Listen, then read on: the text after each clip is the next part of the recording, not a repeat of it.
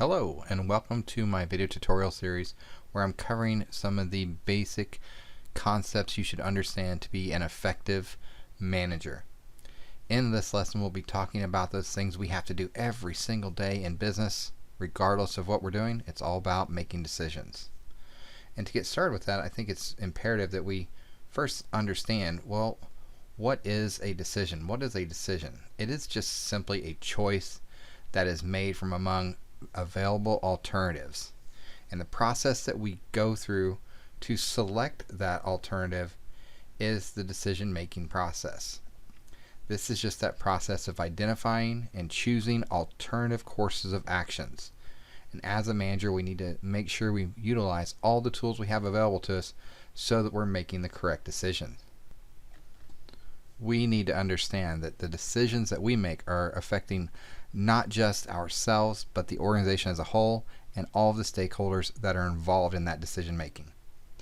Now, as I said, we go through the process of identifying the alternative courses of action, and when we do this, our decisions may be rational, but often a lot of times we find out that the decision making process by some is made through a non-rational process.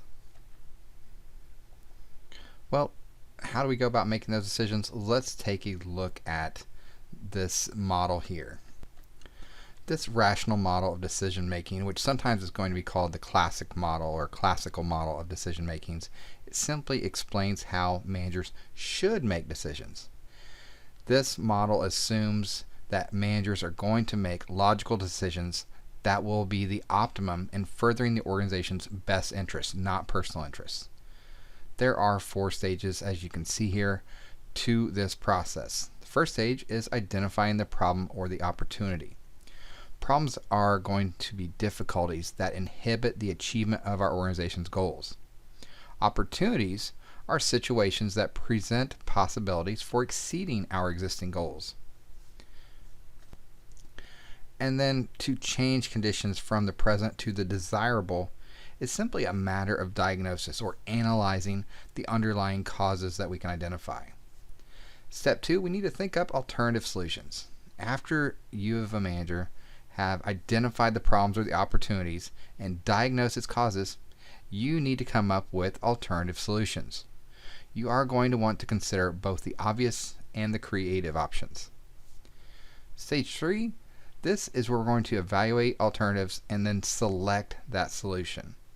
If an alternative isn't ethical, you shouldn't give it a second thought. We see that this doesn't always happen, but from me to you, please make sure that you're only making those ethical choices. A proposed solution may not be feasible for a variety of reasons, including the costs are going to be extremely high, or there's going to be technology that's not yet available to us, or even resistant customers.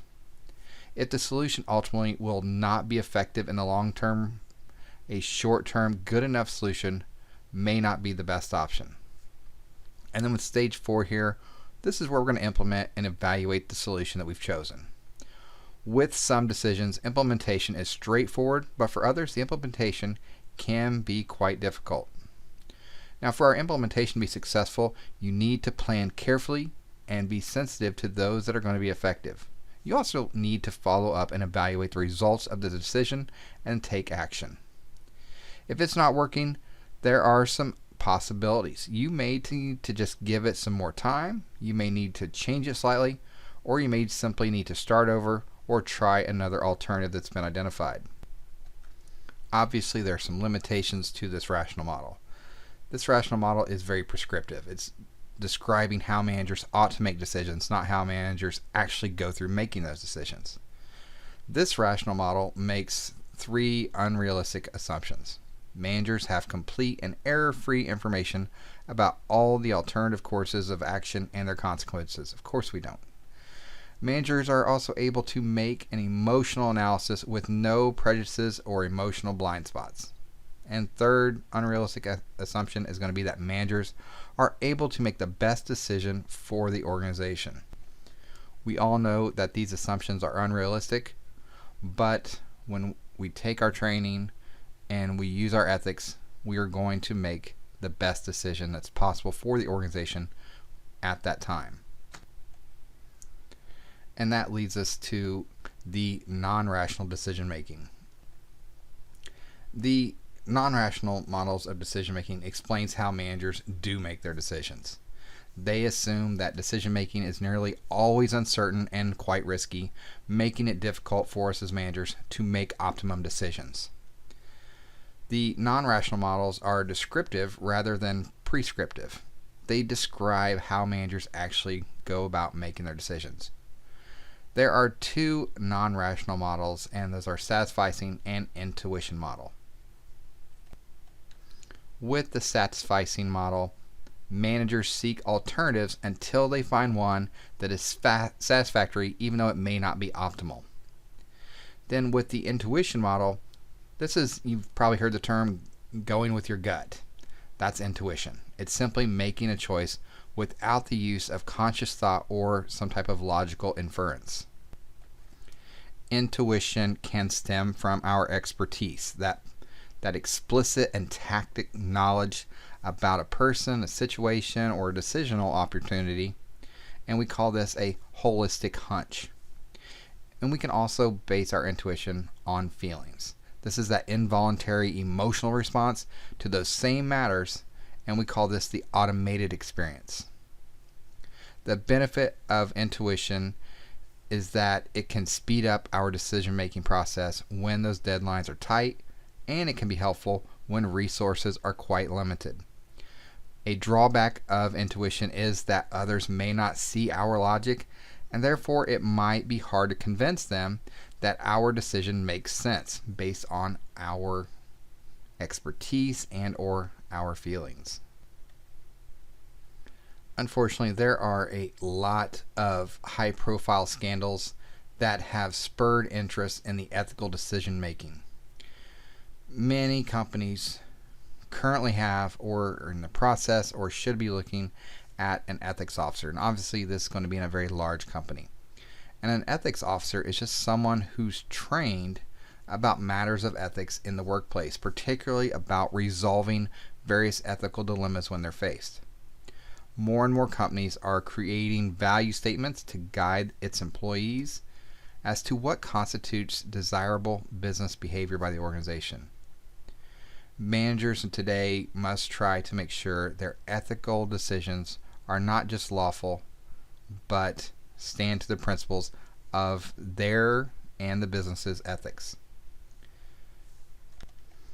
When I talked about how there are so many high-profile scandals, you can come up with lots in your research, but banks and other financial institutions have furnished some of the worst examples of poor behavior by top management, such as profiting from mortgage loans made to unqualified buyers, and this is very recent information. These type of scandals were followed by corporate, Ponzi schemes, insider trading, safety violations that have led to, fatal accidents. So there's a lot of information out there about, poor decision making that's not ethical. Now, businesses continually try to balance the pressure to maximize shareholder value while acting ethnicity. A decision tree is a graph of decisions and their possible consequences that's used to create a plan and reach a goal ethically. You might even hear the decision tree called the ethical decision tree. Now, when confronted with the decision, a manager should ask, several questions. Is this proposed action legal? If it's legal, obviously you should not do it. If it is legal, consider the impact on shareholder value. Then you might look at the yes side of that. If the proposed action is legal, does the proposed action maximize our shareholder value? A decision maximizes shareholder value when its result is going to be in a more favorable financial position, such as increased profits for the organization. Now, whether or not an action maximizes shareholder value, the decision tree is going to show that managers still need to consider the ethical implications of the decision or the action that's going to be taken. So as a manager, you'll ask yourself, is the proposed action ethical? Well, the answer to this question is based on considering the positive effect of the action on an organization and its other key constituents, such as its customers, its employees, the community that it serves. Is this positive effect of the action also going to be against the benefit of the stakeholders? If no, then would it be ethical not to take the proposed action? If an action would not directly benefit shareholders, you need to consider whether it would be ethical not to take the proposed action. If it would not be ethical to not take the action should be taken, but the effects of the action should be disclosed to your shareholders. So make sure you take advantage of using decision trees. Just remember that decision tree is simply a graph of decisions and the possible consequences of the actions, and we use these to create a plan to reach some goal. Making sure that you are ethical is never going to have a negative effect. Alright, let's now turn our interest to evidence-based making and analytics. Many organizations are more interested in just copying others, doing what they've always done, and making decisions based on beliefs in what ought to work rather than what actually works. So they fail to face the hard facts and use the best evidence to help navigate today's competitive environment. When I say evidence-based management, this simply means translating principles based on the best evidence into an organizational practice. Evidence-based management implementation principles include the following. We're going to treat our organization as an unfinished prototype, not something that will be ruined by dangerous new ideas or that is impossible to change. We're also going to follow the slogan, no brag, just facts, by ignoring assertions made with complete disregard for facts. Also, see yourself and your organization as others do without inflated views of your talents and prospects for success. Another principle is to ensure everyone is guided by the responsibility to gather and act and quantitative and qualitative data, and not just for the senior executives.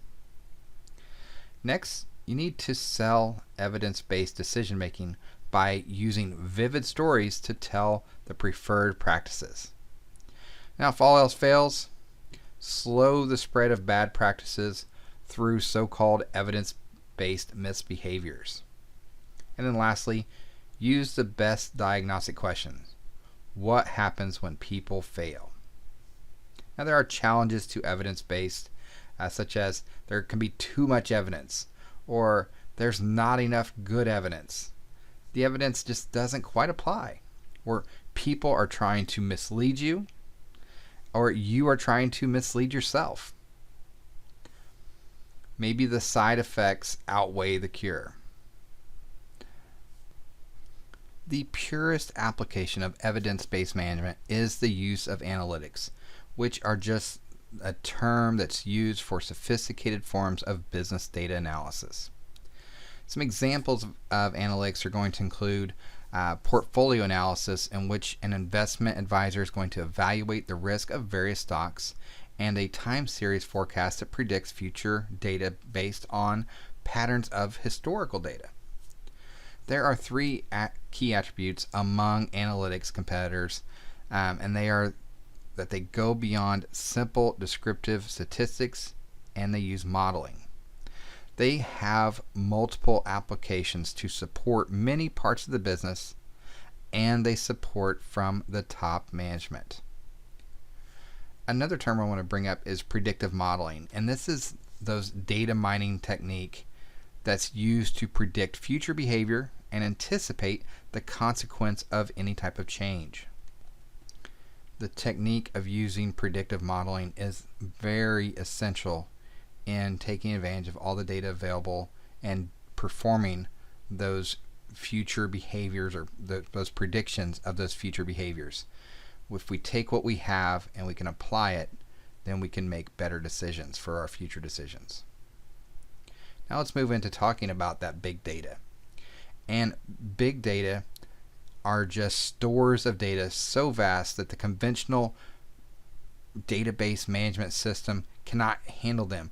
What a lot of the tools that we've used for data management in the past, those systems are just obsolete or becoming obsolete because of the amount of data we have available to us. Now, big data includes not only data in our corporate databases, but also, especially today, with our web browsing data trails, and then social network communications, and sensor data and surveillance data that's available to us. So big data analytics is that process of examining large amounts of data of a variety of type to uncover hidden patterns that exist, unknown correlations, and other useful information that we can utilize in making decisions.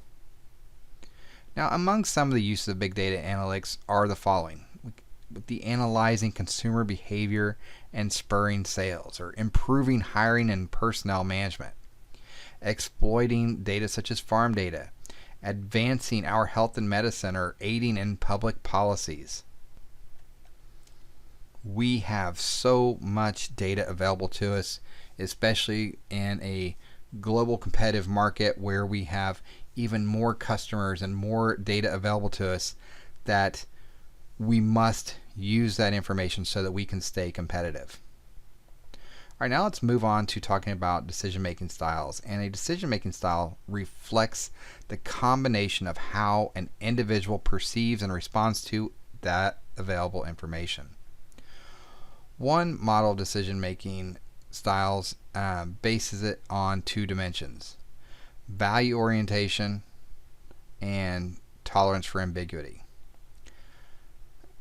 And then we can combine the two dimensions to create a four style of decision making, like you see here.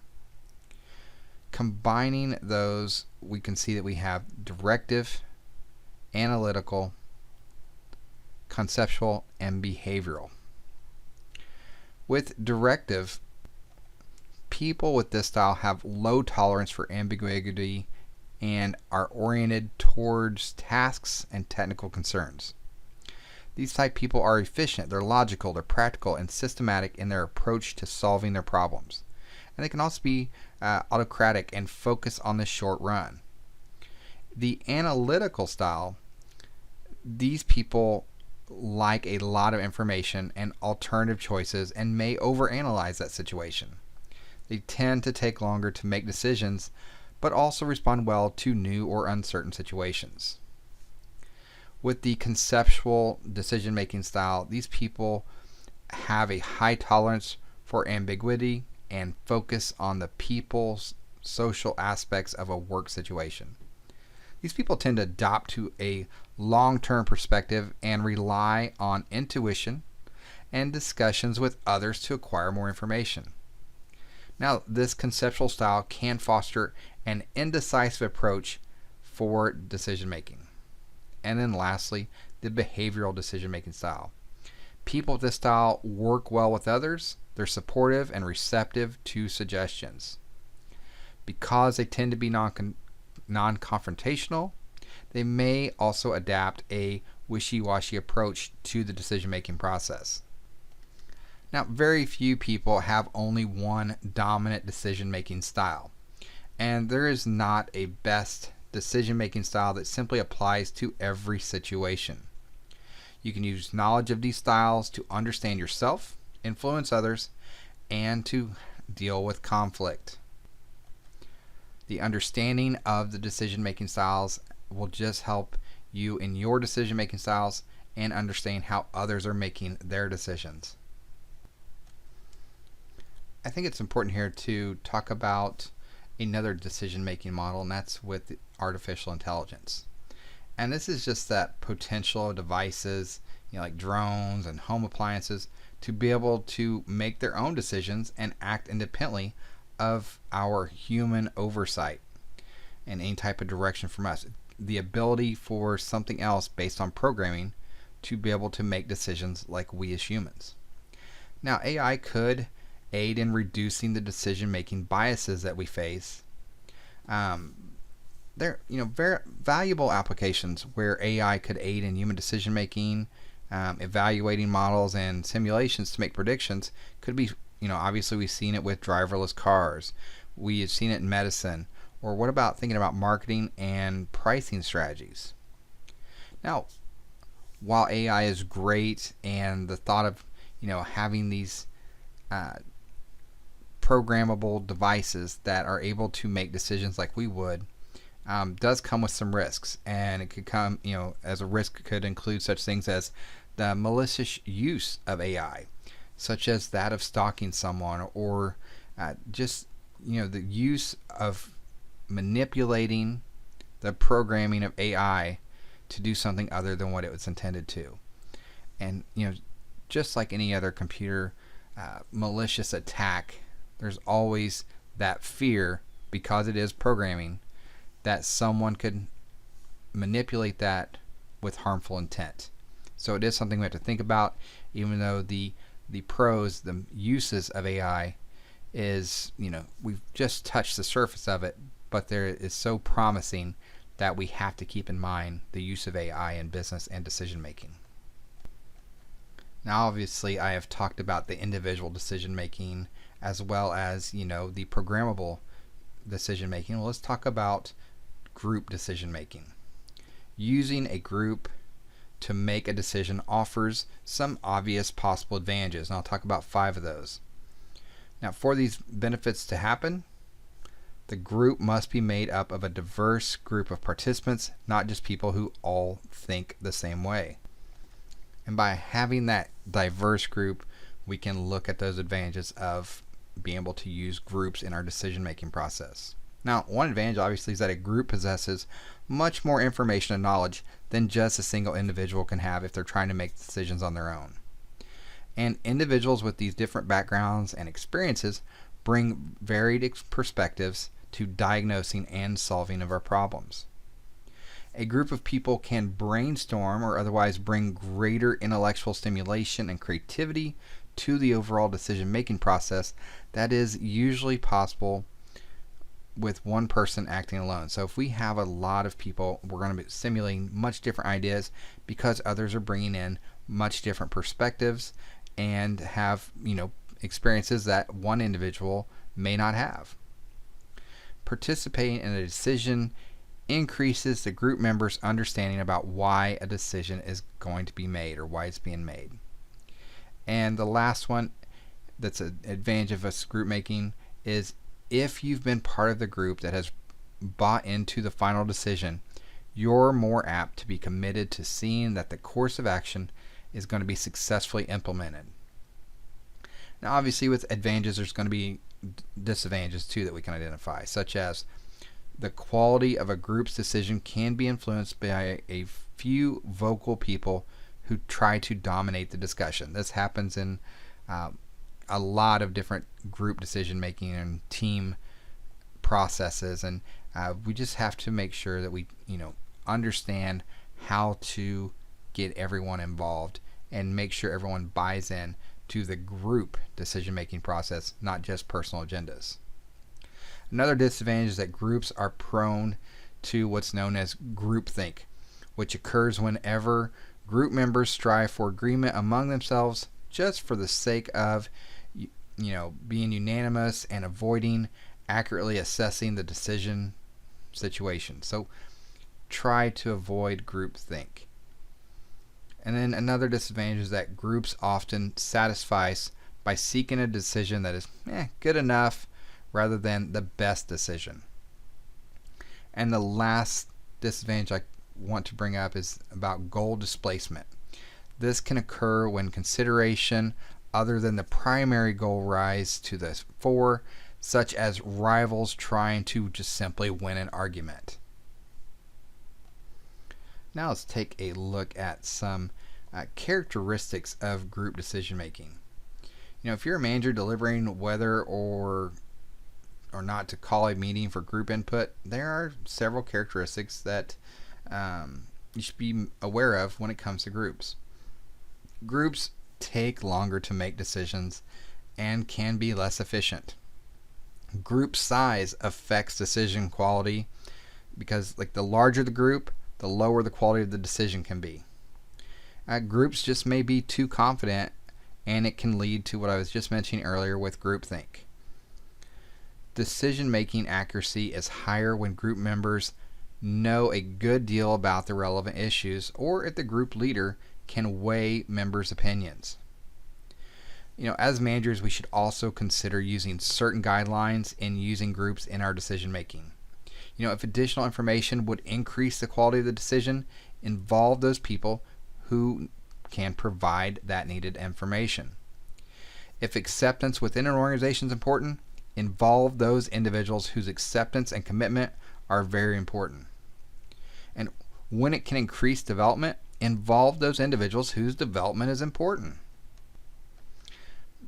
But in general, group decision making is much more effective when there is a minority dissent, a feeling group members can freely and safely disagree with each other. If they feel they can do that in a safe way, then we're going to get past any disagreements and focus on the end task and utilizing all of those advantages that I just mentioned. When we're using our groups to make our decisions, generally we want to require that they reach consensus. And consensus occurs when our members are able to express their opinions and reach agreements to support the overall final decision. Now, it doesn't mean that all group members agree with the decisions, only that they are willing to work towards its success. When we can reach consensus and people are all willing to try to make sure that we're going to work towards success of our decision, then buy-in by others is going to be much easier to attain. Now, I want to talk about a problem-solving technique that we use in group problem-solving a lot, and that's with brainstorming.